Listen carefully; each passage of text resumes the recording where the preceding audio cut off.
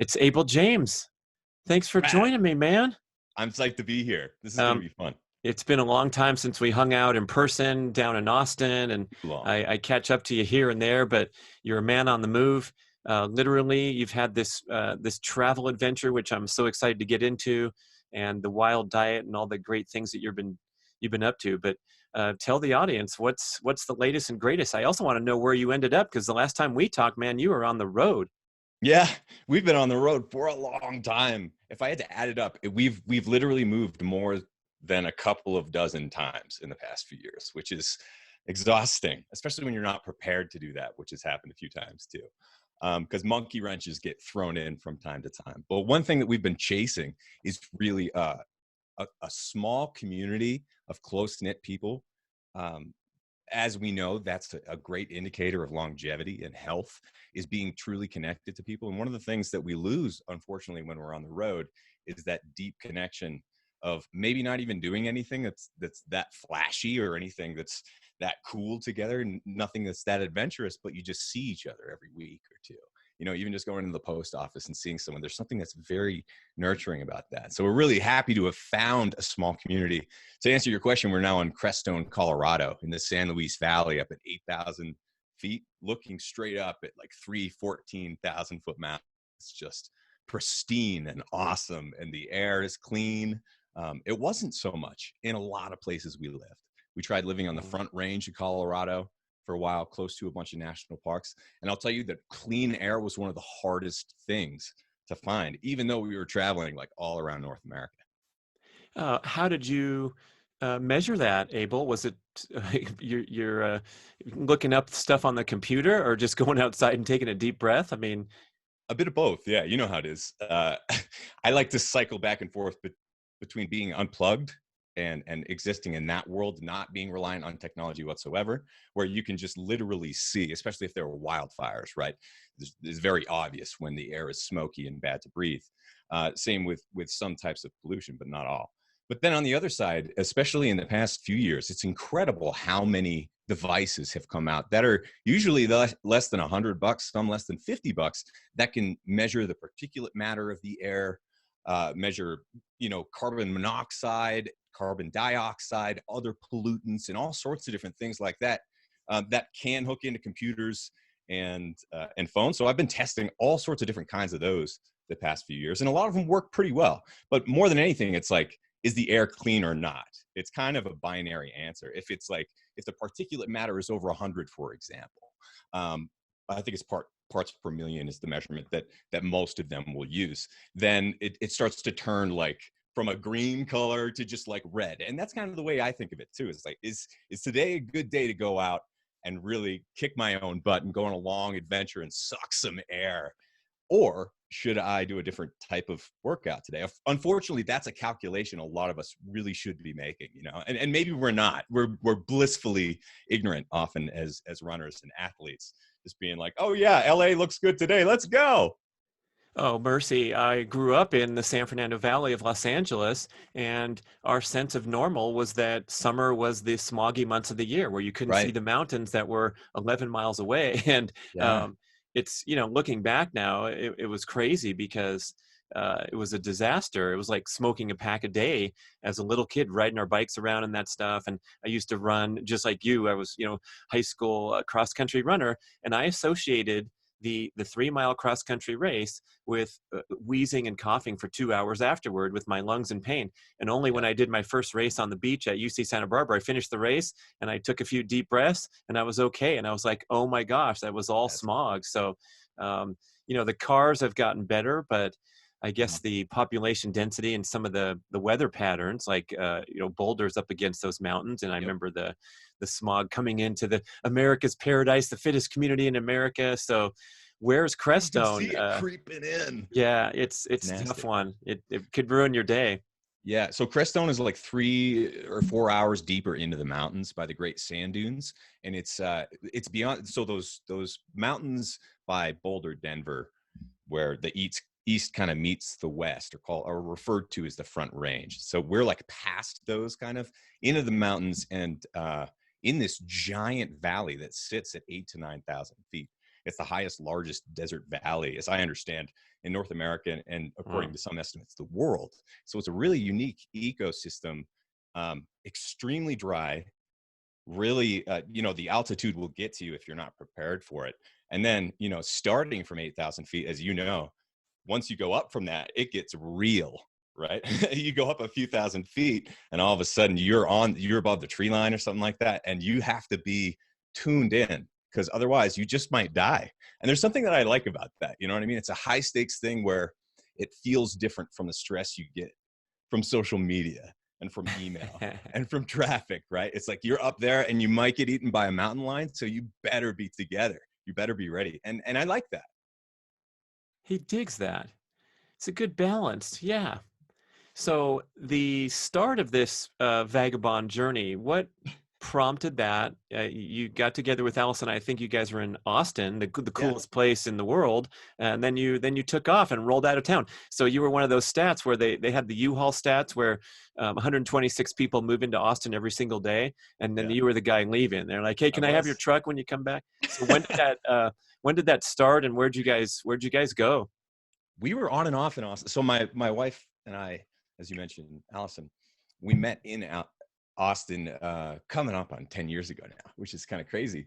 But we used that as our uh, kind of just like the jump off point for most of our adventures. Unfortunately, it's not great for road trips from Austin. You're just kind of, after a while, you're in Texas and you know it. And we don't love flying. We love road trips. So Colorado was a place that I just always kind of come back to over the years.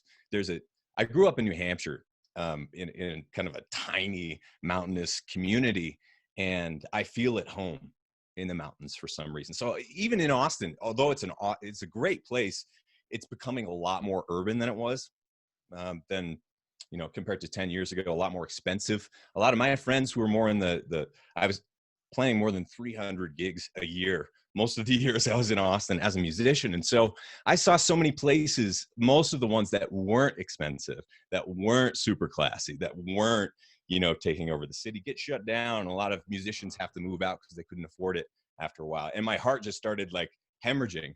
And I'm like, oh no, this is sad. Like, a lot of people really are leaving and a lot of new people are coming. But it's weird. More than anything else, though, we needed a break. We were getting burnt out, right? I'm sure you can understand that. And a lot of people on the Primal Blueprint team, we all come against this from time to time. We work so hard and we love working, and you don't even realize how overworked you are sometimes. So we needed a break. We needed some time, especially after that TV show and all the crazy stuff that happened after that. We needed a break. So we went to the mountains. At first, we went to the Smoky Mountains over in Tennessee, lived there for on and off for about a year. Recorded an album of music with some friends in Nashville, and then went back to the mountains. And it was one of those things where we knew we wanted to be in some mountains, we just didn't know which. And once we found these, we're like, yep, this feels right. And we can go even more meta or more spiritual if you want, because there's some like shamanic stuff too. You mean in your location there? Well, certainly in the location, but also as part of the how we got here. It's fascinating because this is a tiny little community that has, I think it's 26 or 28 different spiritual centers, even though the population is like 2,000 people tops. And the reason for that is because they gave away land to spiritual centers as grants back in the 70s so that they could build communities here in North America. So it's got a high, I think it's the highest concentration of like Tibetan monks outside of Tibet, even though it's a tiny little place. And so I love wacky little places like that. And also, since my wife and I have been traveling for a while, it's a double-edged sword for sure. Not owning a house, we've tried it both ways, but not owning a house and being able to move, we sometimes do.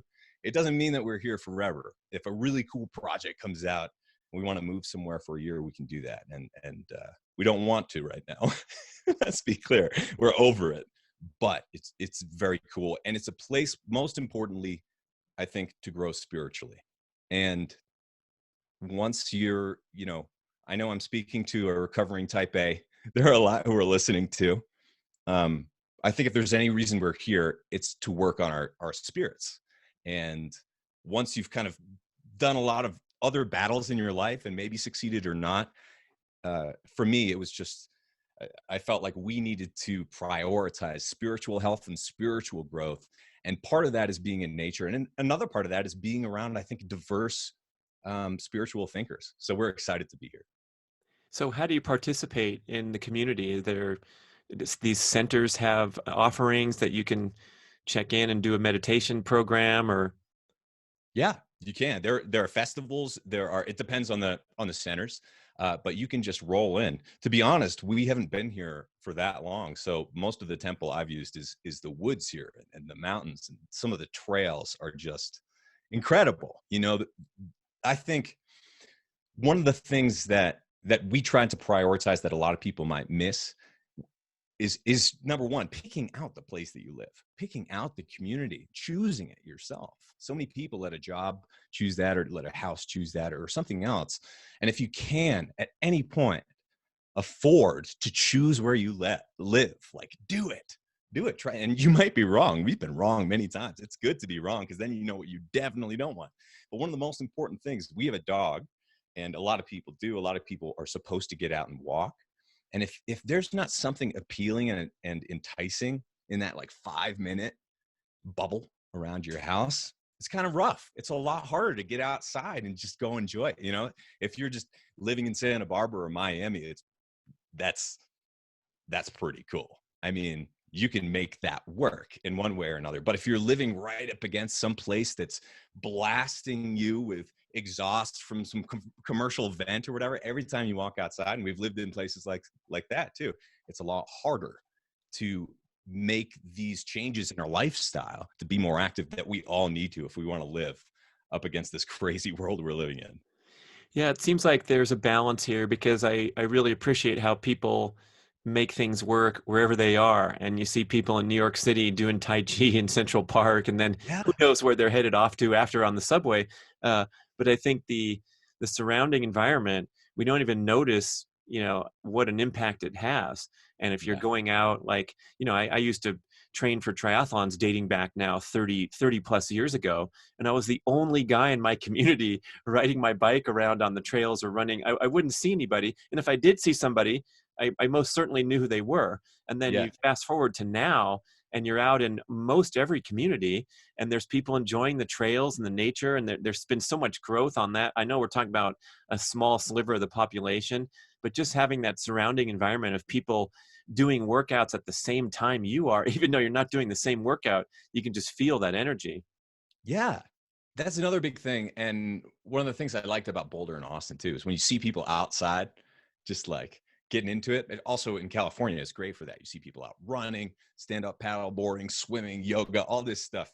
It's infectious, it's contagious, and it does affect us as much as those billboards for Big Macs do. When you see someone just like chilling out, meditating, that does have a deep effect on your subconscious as well. That's one of the other reasons it's so important to, as you said, choose your environment as much as you can and optimize it. Mm. Whether you're talking kind of like the micro of your own room and your own bedroom, or where you choose to live your life, what city or what rural area you choose to live in. I'm wondering if that includes fence cutters, so I can cut a hole. There's this big property that's fenced in, and it's Yeah. right next to. It's like a shortcut to the trails. I could jog down to the middle of my town here in Tahoe, but I'm debating whether I'm allowed to do that or not. Probably not, but I'm trying to optimize my environment, man. That's well. Sometimes you have to go gray area a little bit, and I Who ran. So all I lived everybody in. would use it, right? It would start Yeah, to become a totally. thoroughfare. Yeah.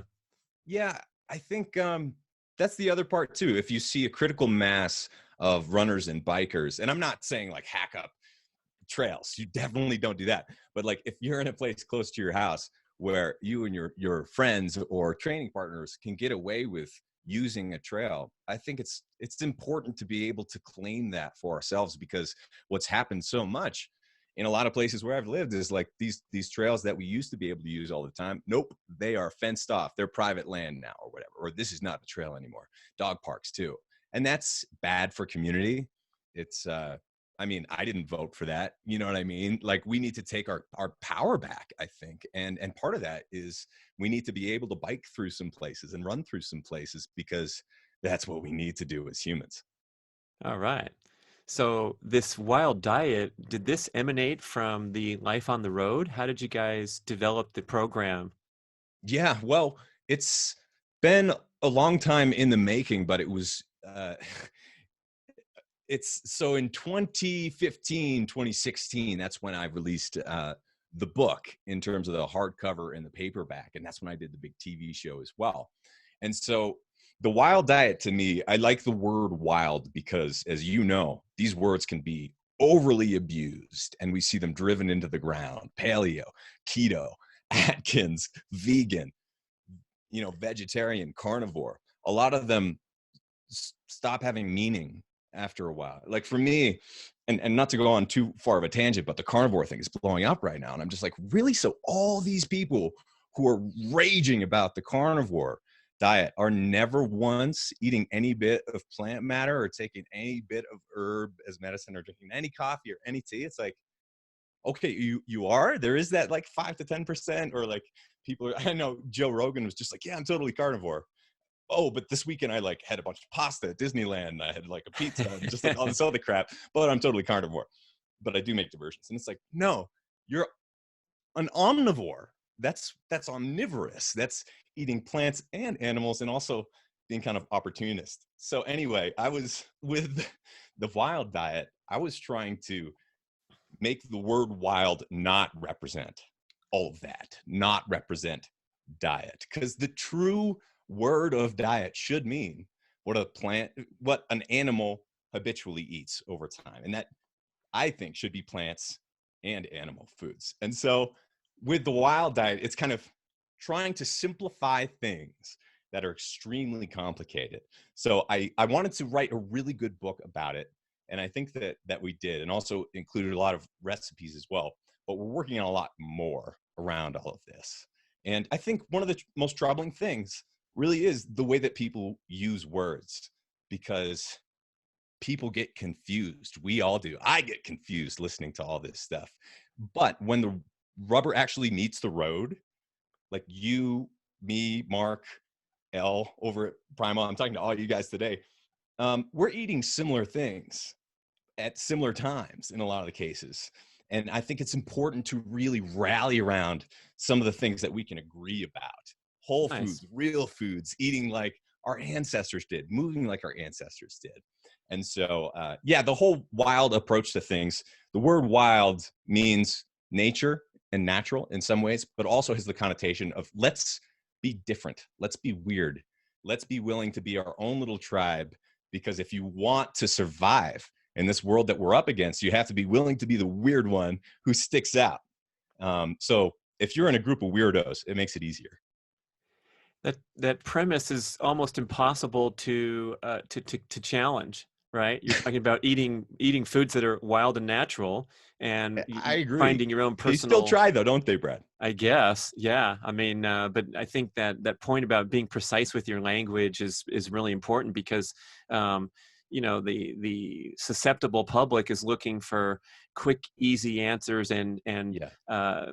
sound bites, basically, and we're happy to provide them in many ways because we all operate with this flawed thinking that you can oversimplify things. And I like that where you point out looking for common ground. I had Rip Esselstyn on my podcast, your former neighbor in Austin, and of course he's the leader in the whole food plant-based movement. And we talked for an hour and 20 Yeah. minutes with so much common ground. And the main common ground is our mutual enthusiasm for healthy living and motivating and inspire others to take charge. Right. And so, if he thinks eggs are going to clog your arteries and kill you, we're going to have a material difference of opinion there. And I'm going to reference that humans have eaten eggs for a couple million years, and then the listener, him or herself, can go sort that out and Yeah. test things out. But that's, I think, a great name, and you back it up with kind of the message that you can be intuitive and flowing. And I know I want to talk to you about your fitness program too, because I really like that aspect of the message rather than Abel's seven-step workout plan that you Right. do these days a week. Yeah. Yeah. So you want me just to talk about like fitness overall? Yeah. And your pattern that has worked so well for you and that's kind of off the beaten track. Yeah. Well, I share a similar background, although not at a world class or elite level, like you and Mark and a lot of the people over on your side. But I've always loved running and mountain biking. I did cross country mountain biking, trail running, and that sort of thing back in the day. But that didn't always go well. I was just riddled with shin splints, IT band problems. I was putting on weight as I got into my 20s. A lot of people are familiar with kind of that part of the story. But I learned I was at my fattest pretty much when I was running almost at my most. Like sometimes when I was running at my most, it was okay. It was working out well. But other times I didn't have that space, I think, of my lifestyle anymore. As I hit my 20s and I was trying to pay off my loans, working long hours inside this cramped space like most offices are with stale air, just sitting there, right? Moonlighting, doing computer programming in front of the screen more, and then moonlighting again, playing music like into the wee hours of the morning, getting paid in shots sometimes, tips and shots and just whatever.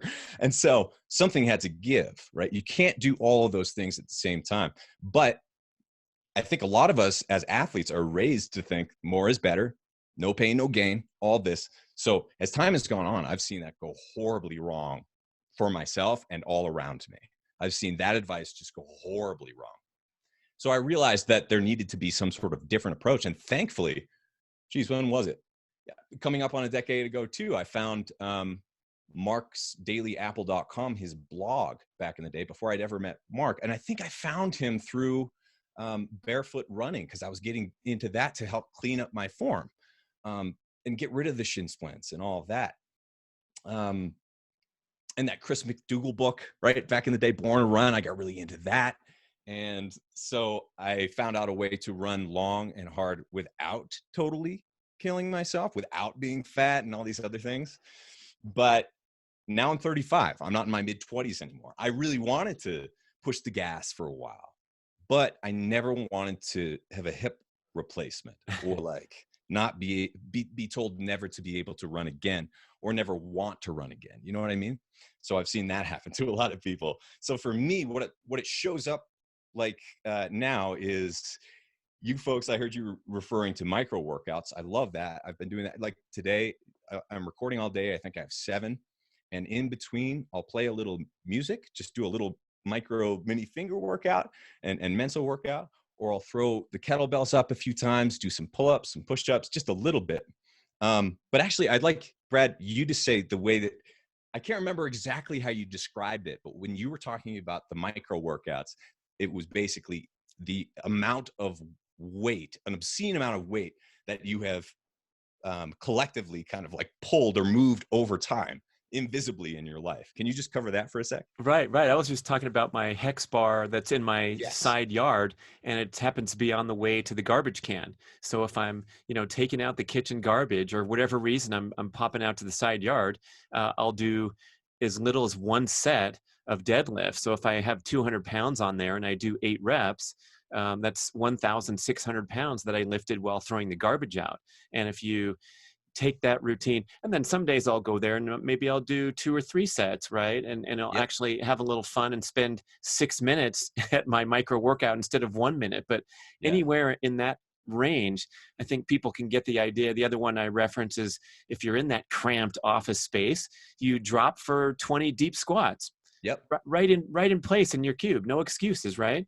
And if you do that even once or twice a day for 50 weeks a year at work, you're doing thousands of squats or lifting hundreds of thousands of pounds of weight, and Yeah. that launches all your workouts from a higher platform. Because you're going to maybe go to the gym and do something for real, or you have athletic goals and you're going to go out and train. But these are things that I think are so important to inject into daily life because we're Yeah. we're too still. And I would just say that that's it. It's really about getting these tiny little workouts in. And if you're doing that, that's enough. It really is, like, depending on your goals, right? But one other thing that the mini little micro workouts will do is people don't realize, and I don't realize, I think as humans, we're not really prepared to realize how this works, is if you go in for that 50 or an hour of just crushing CrossFit workout once a week, twice a week, 3 times a week, or whatever, it may feel great. And it may even feel great riding that endorphin rush afterwards, but you're also training yourself to think of workouts like that. And the next time you want to do a workout, you'll be like, I felt good, but I was kind of sore. And then I had to take a couple of days off, didn't feel so good. And then I felt like I didn't achieve as much in the rest of my life. So you know what? I'm just going to skip it today. So then you like skip a day of working out. And then once you've skipped a couple of days, it's easier to keep skipping days. And then all of a sudden, the perfect becomes the enemy of the good, right? So these tiny little workouts, I think another just physiological thing that happens is very emotional for me and mental. I get this like flush after about 3-5 minutes, depending on what kind of exercise it is, or even like for me, 60-pound kettlebell, like 30 by swing 25 or 30, something happens. Don't you think? It's like you feel, it's like right before you're about to sweat, something happens. And I like that. And it makes me perform better. It makes me think better. It makes me feel better. I can let go of stuff more easily. And that's kind of like a threshold that I think is worth hitting multiple times a day if you can. Yeah, I think you're possibly reoxygenating the brain I would and think, yeah. boosting fat metabolism, because there's research that shows that being still for as little as 20 minutes will increase insulin resistance and Mm-hmm. decrease glucose sensitivity and reduce cognitive function. We're just not meant to sit there and problem solve for more than 20 minutes straight. That's why the dealers in Vegas work. I think they work in a 40-20 pattern. So it's like for every hour I of didn't work, know they're that. sitting around for 20 minutes Huh. because it's so intense while they're on that 40-minute binge. Same with the air traffic Yeah. controllers. So if we can be, I mean, they figured out that those people really need to be sharp when they're controlling air traffic, whereas we have our own devices in the office. I like that threshold you mentioned too. There's a bike called Carol. I don't know if you've ever seen that, Carol, the Sounds stationary familiar. bike, and Yeah. they Mm-hmm. promote an 8-minute workout. It's really cool. And the guy Yeah. on their website is doing the workout in a suit and tie because 8 minutes is about the point where if you keep going, you're going to start sweating, but it's Yep. too short to really sweat. And so you can do this high intensity workout with a couple sprints and go about your day. And I That's like that great. trend in fitness. It seems like a really positive direction rather than that thing that you mentioned that I'm so familiar with is when you're in the moment pushing yourself hard, you get that buzz, you get that incredible payoff, and your ego is nurtured, and you get to write something in your book. But check in on me 36 to 48 hours after doing a crazy workout, I don't feel so good. And that's where I have to rehash what's going on here. What's the best Yeah. approach? Yeah, well, this has happened to me too a few times where it's like, I got to be honest. Is that run that I'm doing? Because I like going out and running hard sometimes, but sometimes I get sick afterwards. I Yeah. remember after I ran my first marathon, I ran from down in Florida. It was awesome, from like Ponte Vedra down to St. Augustine along the beach pretty much. And it was amazing. But I didn't, that was before I had really cleaned up what I was eating. So I think it was the amount of sugar that I had and probably some of the gels too, and the marathon, right? That crushed my immune system. I was sick for like 3, 4, 5 days. And even after that, I could tell that my immune system was compromised.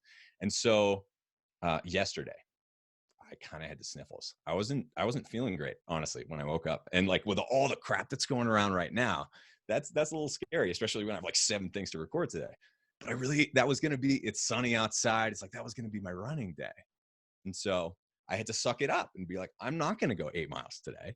I'm going to grab my dog and we're going to run for 10 minutes. And we ran for 10, maybe 15.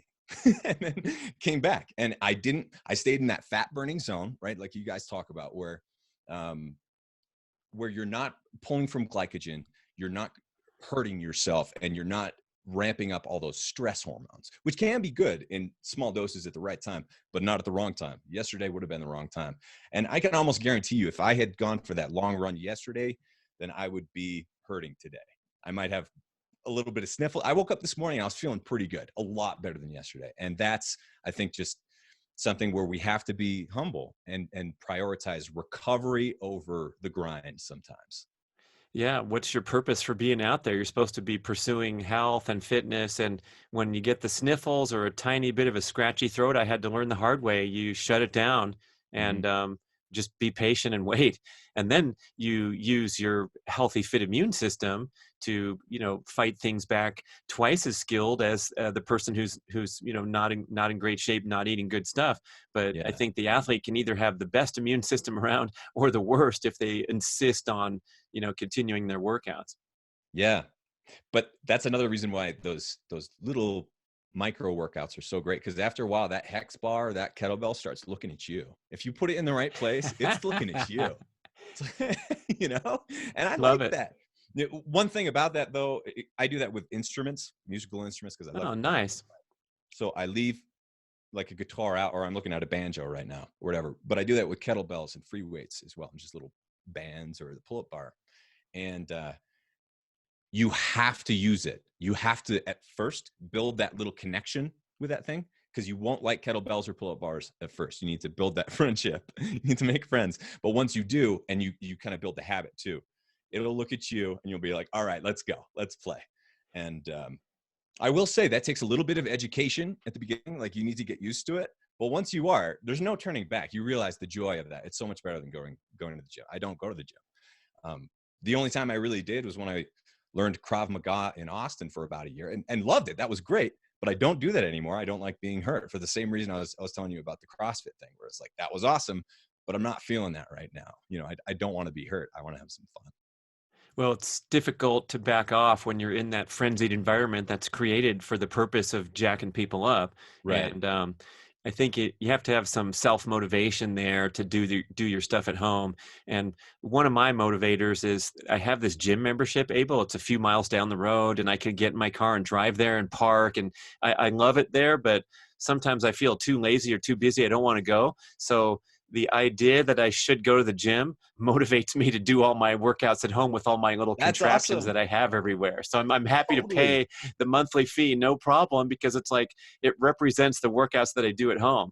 And I think Yes. those little tricks that we play, I mean, we're goofing around here with your banjo talking to you, but I think that's a really profound statement. I've never quite heard it that way, that you place these things, surround yourself with, and maybe you have some crystals, a banjo, a Yeah. kettlebell. The whole scene there is trying to create an energy around you. Well, it is, because by default, our environments are very boring. The inside environments that we have would be unrecognizable. We would look like soft dogs to our ancestors, spoiled dogs.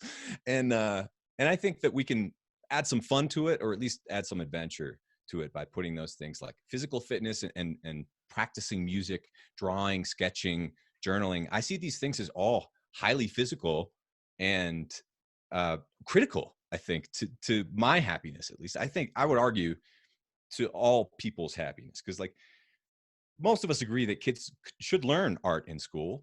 They should learn physical education. They should learn these things. Why would you ever stop though? You should have recess. You should do art. You should go to gym class, right, in school. But then you grow up and you get out of that, and then you just sit in sofas and you sit in desk chairs, or you stand at your standing desk in front of screens for the rest of your life, and that's it. And you never practice any art again. You never learn to play the banjo. You never learn to sing or do these other things. I think if anyone can hop on a bike and go for 50 or 100 miles or whatever, you can learn these other things, and maybe it'll even pay off a little bit more. But we're all, especially if we're like type A and really good at something, we are so afraid of being beginners. We hate being Oh, novices at anything, right? uh-huh. I wouldn't want to go golfing with you. I would be so embarrassed. That's an interesting call out. Maybe that's what's behind this sort of narrow existence. And we're also in the age of specialization with the economy, and we can earn a better and better living as we get better and better at a very narrow skill, whether it's plumbing or doing the computer programming. And I want to ask you about that musical influence, because I don't know if listeners know how deep you were into that music scene. You said you were playing 300 gigs a year, which is pretty deep. But Yeah. the fact that you continue to pursue that mostly as a hobby now, but how Yeah. does that weave into your ability to be the best you can be in your career and your area of expertise in healthy living? I love that question. It's because I see it all as the same, and I see these skills as making the other ones better. So, for example, when I get tendonitis from playing too much guitar, shredding too fast, I can borrow what I've learned about the IT band and my Achilles and rehab my fingers and my arms and my wrists. um and when I play music, when I'm singing, I'm doing a very similar thing as I'm doing right now. I'm kind of singing, right, with my inflection. I'm not using the same range that I might, or like the prolonged tones that I might when I'm like singing in an album or in a chorus with somebody. But I see this as singing. I see music as communication. And all these skills start to nurture each other after a while. I mean, like, you're a Guinness World Record holder. Don't you think that makes you better at podcasting? Yeah, I think you can take these attributes that you find in a challenging environment like sports or playing music. I mean, I'm sure you've had to work through uh, songs that weren't coming out how you Oh wanted, or yeah. learning a new instrument, and then you sort of get good at, uh, you know, taking on these challenges, and you can just plug that into whatever you're doing for sure. Yeah. Yeah. And I think another piece of that, and Elle would love this, LRS, um, is confidence. You build confidence by kind of going through and developing these different skills. Um, I love hanging out with kids. My wife has a large family with tons of kids, and if they want to play with some sort of artistic thing or do some really goofy kid-like thing, I like being the uncle that oftentimes they come um, to play. And that's just such a necessary part of who we are. And I think it keeps us sharp too. Because if you're always the one who's thinking that you're smarter than kids or over kids, or telling them what to do, then you miss out on such a great opportunity to learn from them, right? Yeah, well said. Love that. Everyone can access their play really easily around kids. And I wonder also if, when you're in that state of when you're playing music, do you notice like bursts of creativity come that you can go plug into the wild diet and Oh whatever yeah. the content you're creating? Yeah. So after the TV show, we went up in the mountains. We didn't have internet for almost a year, but I got really into virtual reality and 360 video, creating it ourselves. We didn't have any internet. Oh We yeah, couldn't I like heard you stream talk about content. this, and I really, you got to explain this because it sounds so cool, and I didn't quite understand it, but It's yeah. wacky stuff. It really is. But the technology that we have to create virtual reality, I was doing this like 3 or 4 years ago now, even, is exceptional. But the cameras are so far ahead of the viewing devices. That's the biggest problem. But even Mm. now, some of the stuff that we filmed in VR. So to explain it quickly, it's if you're holding a phone, imagine holding your phone in front of you, and as you turn your phone, like Google Maps or any of those like Pokemon Go or whatever, it the image that it's showing you corresponds with where you're looking in 3D space. So you can look all the way around. Whether you're in a headset, it's very cool because you're looking around a globe as if it's real life. But you can also do 360 videos in VR with phones. But anyway, um, we were recording a ton of VR, nature photography, getting up close with some of the animals of Colorado, kind of like putting the camera in certain places. So that was part of it. But playing music was another big part. And I decided to, um, like I said, because we didn't have Netflix, we didn't have Amazon Prime, we weren't streaming any content. So all the content we had was like literally what I was making for my wife to make her laugh. So I would put on a show like most nights and just play a bunch of different instruments and make up songs, and did over 300 of them, I think, after a few months. And a lot of them are terrible, totally terrible. And it was so much fun. But what happened after that is it kind of opened by being willing to look extremely silly and bad at things that you're good at. It kind of like opens this can of worms where I suddenly wrote a book of poetry in like the span of a few months after I did that musical exercise, where it just kind of like flowed out. I woke up in the morning and I'm just like, I feel like making some rhymes because I'm mad about what's happening in the world. And I know that I'm not allowed to say certain words on my podcast, or else I'll be shadow banned and censored. And I don't like that. So Is I that got to true, vent. Abel? What's that? Is that true? Oh, that's true. You're So gonna I get wrote a whole book about some of this stuff. And I really felt that it was a cathartic and necessary experience that a lot of people should be going through, that we used to all the time, like these cowboy poets and like a lot of people from like my grandparents. uh, age. We just lost our grandmother in her 90s, but she lived a long and wonderful life. And they weren't afraid to make up silly rhymes for each other. They were all at weddings, at family functions. They were writing silly rhymes and trying to make sense of the world and calling out hypocrisy and injustice. And we can use, if you learn how to practice art a little bit and then have fun with it, then you can use it to say something. And so that's what I've done with my new book that looks very silly. It's called Designer Babies Still Get Scabies, but I kind of worked in some pretty serious stuff in there. And I'm really psyched because it seems like even though it could and will kick the hornet's nest to some degree, most of the people who have read it so far and listened to it appreciate the honesty and calling out of some of the stuff that's going on right now. Yeah, what kind of stuff really bugs you now? You can transition from health and fitness to whatever else is on your mind, but I know you've had a long crusade against some of the BS that's right in our world here. Yeah. I think one of the things that's increasingly frustrating is seeing how many of the big names and influences come from the top down, with top down narratives and agendas without the people on the other side, the viewer base, knowing that.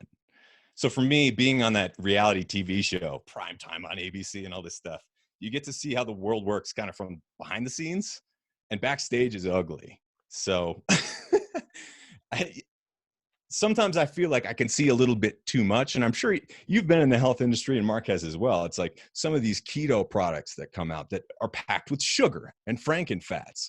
Some of these things that, you know, I'm sure are going to be carnivore products. And some of the, I'm sure people have tried to put primal on things that aren't primal at all. And paleo, it always happens. So we got to be careful and we've got to take our power back. And I think that comes really from simplifying ideas and starting to rally around them.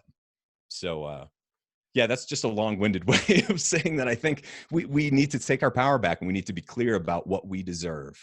Because I started up my podcast because I was mad that Jillian Michaels had the #1 podcast. I was really mad that The Biggest Loser, the No Pain, No Gain, was telling everyone, this is how it happens. This is how it works. And if you're fat, that's because you're not good enough. And me being fat and being on the other side of that because I followed that type of advice that I found in the running magazines, that I found on TV, that I found from all these big names and faces, they were lying to me. And I don't like that. I don't like seeing people out there just lying and getting away with it. And right now I feel like there's very little accountability. How do we establish more accountability? It's up to us, I think, because to some degree, it's easy for these different health movements, mini movements, the ancestral health movement, to get stomped out and snuffed out by powerful interests, mostly follow the money. And they can squash anyone or they can blow anyone up to make them look really big. Hmm. So I think there's a deep difference between an Insta trainer, right? These people who just pop up and all of a sudden they have millions of Instagram followers or whatever. That doesn't mean that they know anything about anything except for social media and how to buy followers or whatever. Whereas you and Mark, for example, I had a great time yesterday and this morning just watching some of your content and the many interviews you've done over the years. You've put in the work, you've put in the time, and maybe all we can really do, one thing that I try to do is when I find someone good, like you guys, I try to tell other people about it. I try to say, here's one of the good ones.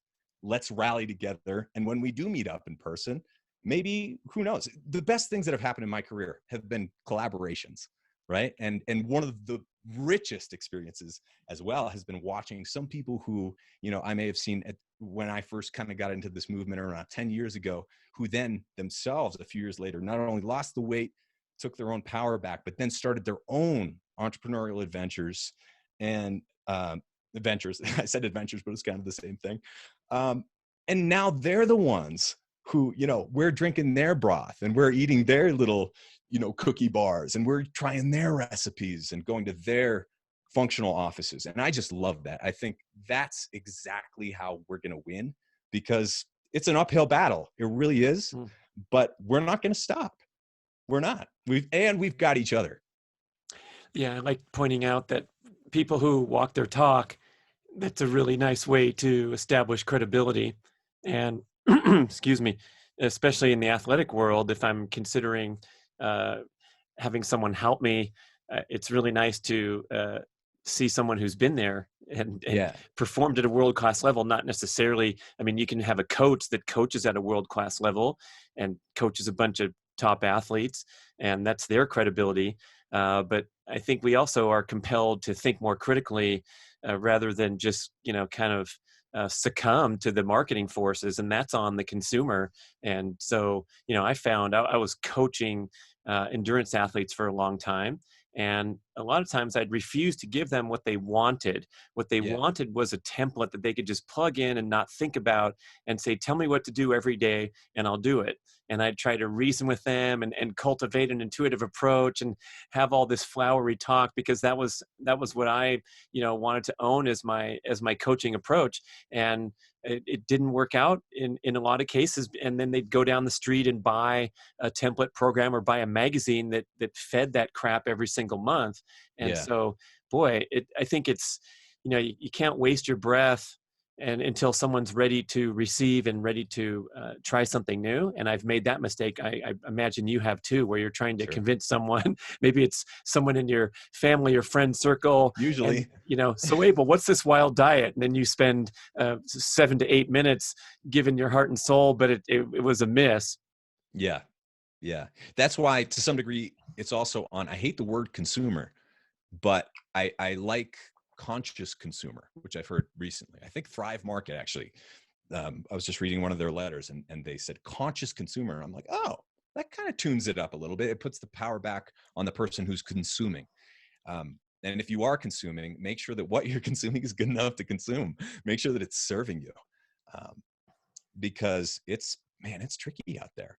But there are a lot of people doing great work too. So once again, it's one of those double-edged swords, where the people who get the loudest megaphone are the ones who are usually controlled from the top down. But because of the nature of the time that we live in, we're now able to collaborate and learn from each other all around the world. And we do have access to that if we're willing to find it and stick with it and then put it into action, right? Be that conscious part, that the conscious part of the consumer. You need to do it, right? Like it's great to, oh, I was going to hold your book up, but it's kind of over there. It's great to read the books, but doing it is the most important part. It doesn't matter if like how many books you buy or how many programs or how many trainers. It's all about putting it into action. And the more that you do that, you realize that the power is on you. It's about your consciousness. And that's how we're going to actually turn the people who are consumers into the leaders. So, where do people get stuck in your experience from gaining the knowledge? And there's a ton of knowledge out there. Most of it's free. You can go on YouTube for the next 8 hours and learn everything you need to know. Listen to a bunch of podcasts. But where's that block where they haven't executed 6 months down the line? I'm going to go to music here because I like studying advanced stuff that's harder than what I can currently do, no matter where I am. But you're never going to get better if you just keep watching a bunch of YouTube videos about like advanced bebop scales. And you're not going to get better at swimming if you're just doing push-ups next to the pool. So you need to get out there. I think you need to start small and not be, I think another big part of it is like when you have too much information and the answers are there, you don't quite believe them because you don't want to believe that it's that easy. It's like, yeah, the answer's right there, but that's the, like, whatever. It's like, oh, I got to eat my vegetables. Yeah, right. And you move on to the next thing. But no, you do. I think you should probably, unless you're doing a strict elimination diet for some sort of condition, you should eat your vegetables most of the time. And it doesn't have to be more complicated than that, right? You should eat clean meats as much as you possibly can. You should make your meats as clean as possible. You don't have to eat a ton of them, but you don't have to eat a tiny amount either. You can navigate. It's always going to be changing. And anyone who is trying to take your power away by telling you this is how it is wrong inherently, I think.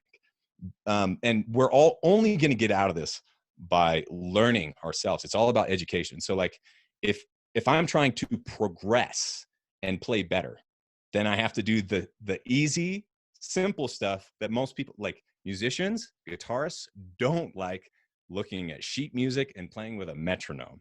That is one of the things that they hate the most. You know what I mean? But if you're running, you can use the metronome to really work on your pace. And so that's another example of how like the music and the health start to enrich each other and help each other. And I think that you can get there too if you see them as more similar than different. So with the music analogy, you're, let's say, trying some new stuff that you're not good at and making a fool of yourself, sounding terrible, what have you, and then that's your path to progress into breaking through eventually. Yeah, exactly. You need to go slow and kind of suck it up at the beginning and do the hard, like in order to play fast, you need to play slow first. And most people aren't willing to play slow, if that makes sense, right? I, You need to, I'm seeing the parallel, man, because you talked about those all or nothing workouts where I've had people say that the gym parking lot's under construction, so they haven't been there in a while, they haven't worked out. right. I'm like, how about walk further into the gym or do something at home? But that's interesting. So I think the most difficult part is probably to ditch those toxic modern foods that are addictive.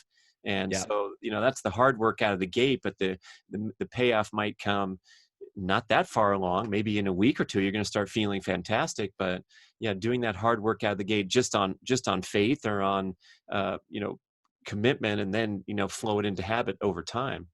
Yeah. And I think the people who stick with it are the ones who are willing to put in the work forever. And sometimes putting in the work means like pumping the brakes, like I was saying with the Hmm. sniffles and the run. Sometimes that's putting in the work on your spirit and your ego, I think is what that is, right? Because as much as we hate to admit it, anyone can mindlessly go out and run every single day. A robot could do that. And if we want to win in the future, we need to be better than robots, clearly. Yeah, same with food. I think we're so conditioned to luxury, indulgence, decadence. We equate that with, they call it the good life when you're, giving these feasts. And I mean, I actually do like to go to some of those buffets in Vegas, especially Caesar's Palace is probably Oh, the number come one on. buffet in the world. It's like $80 or something, and you definitely get your money's worth. Yeah. So once in a while, thumbs up. But I think Yeah. when we're conditioned to constantly be satisfied and never be hungry and never have, always have the more, that can really get in the way of healthy living. And so then you have to kind of throw these balance points in where it's like, well, maybe getting hungry once in a while is a fantastic health benefit, and it's going to make me appreciate my meals even more than Yeah. constantly having the snack jar to go to. That's such a great example I was speaking about recently, where I feel like, including myself, many people, the reason that fasting is so freaky at the beginning is because you feel these feelings that you are not used to feeling. You have not felt and experienced hunger come and go the way that it naturally does when you just let it do that, and when you let it do that for maybe even a few days, you go through these cycles and you get these feelings that you've never experienced before in your life. And if you've never had coffee or beer, it's gross. First time I had wine, I spit it out. It's nasty. You kind of have to, it's education. Your body has to learn the connection between the right things and the wrong Mm. things. So you started that podcast because you were pissed at Jillian for yelling at people and shaming them into temporary weight loss. A good reason to start a podcast. Yeah. Uh, and that thing, man, you've been grinding and I cranking took her out down. the top content for so many years. I want to Oh, know, thank you. like, what are some of the high points for you, or the greatest benefits of being that host, or maybe some of your favorite guests or insights that change your life from the journey of putting out these shows. There is such, I love doing this for longer. As time goes on, you see many faces come and go, but the ones that stay, it just feels more and more like family. I'd say that that's very, very cool. And some people who have gotten in touch with me um, have had their own really amazing things happen, building companies from nothing that are doing it the right way, feeding people real food all around the country and the world. I've seen many of them go into millions and tens of millions and hundreds of millions, and affecting people nationwide and worldwide. And that's been really cool. On the other side, I've seen very amazing and well-meaning movements kind of get stomped too, and unfairly dismissed or completely slandered in a way that's unfair. And so it's definitely an up and down journey. But one thing I will say is that I have not been doing this exactly the same way, grinding every day the whole time. One thing that's critical is that I've taken breaks. We took a break from the internet for a year twice in the time that I've done my podcast. And a few times, we just put on past episodes of the show and keep it going. And sometimes we don't. And it's been interesting watching all of that and learning this landscape. It's a hairy world out there. But if we can learn anything, I think the way we'll all get through it is by bringing the human piece back to these connections. And like I was saying, seeing these people year after year, so we've lost, a lot of people have died in the movement too. And that's rough to see. But it also shows you how worth it this is, because some people who came to this movement, unfortunately, at the end of their life with a cancer diagnosis or with something else really serious. And I think so many people, especially the ones who aren't necessarily athletes, that's what it takes to get them into health. And so anyone that we can get in here, let's be supportive of each other. Let's not shame. Let's not focus. I just had a carnivore on my podcast. That'll be out soon. Now I'm going to have a vegan on my podcast. That'll be out soon. And I think there's a lot that we can agree about. And even if we only agree that we're trying to get better, that's enough. You know what I mean? It doesn't matter if we're eating veggies or animals or anything in between. It's like, that's enough. If we want to get better and we're willing to put in the work, let's do it. Oh man, I love that as a closing statement. It's okay, just try to get better. I had best-selling author Ashley Merriman on my show. She's an expert in peak performance. The Top Dog was her book about the science of winning and losing in competition, and she said that the best way it also has parenting insights. The best way to motivate someone is to emphasize the effort rather than the end result. And I think that applies for anybody, but not just the effort, but the effort toward improvement. So not making an effort every single day, like you're going and running like you described, or going to the gym and just sweating, but you're not getting better because you're getting sick and you're getting injured. But effort toward improvement is, what she argues is the way to access your highest potential. Do the things that you're bad at. That's some advice where Love that, first man. time I heard that, I was like, I know I'm not doing that. I should be better about that. It's great advice. It's not my advice. It's just advice that's out there. Abel James, rocking it as usual. How do we follow you besides subscribing to the Fat Burning Man Show with the smoothest voice in the business? You're always on point there, and all the musical interludes is a great highlight of the show. What else can we do to connect with you? Yeah, so if you want all the Fat Burning Man stuff, go and check out fatburningman.com, and you can find full transcripts of over 300 shows. Having Brad on right after this, I'm talking to you once again. This is going to be awesome. And I have a new book out called Designer Babies Still Get Scabies. That's at designerbabiesbook.com. And if you go there and you get the paperback book, then I'll give you the audiobook for free. So designerbabiesbook.com, and you can find all of the silliness there. And I'm also out there. I really like hearing, I feel like some people out there are shy and wouldn't necessarily write to people who are in podcasting. But one thing I've really loved recently is just reading some of the notes that have come in. So longtime listeners, especially those of you out there, just write a note. Let me know how you're doing. I read as many as I can, pretty much every single one. And I love hearing from you.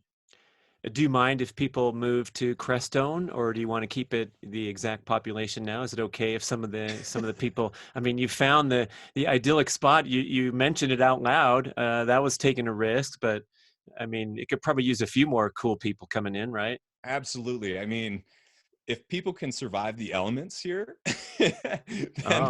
then they've put in the work and they deserve it. But there you go. Yeah, absolutely. It's a wonderful place, but also I think it's important to say you have never arrived. You were never there, and who knows how long we'll even be here. There's a big secret, potentially TV project that I may or may not be working on in the upcoming future. So who knows how long we'll be here.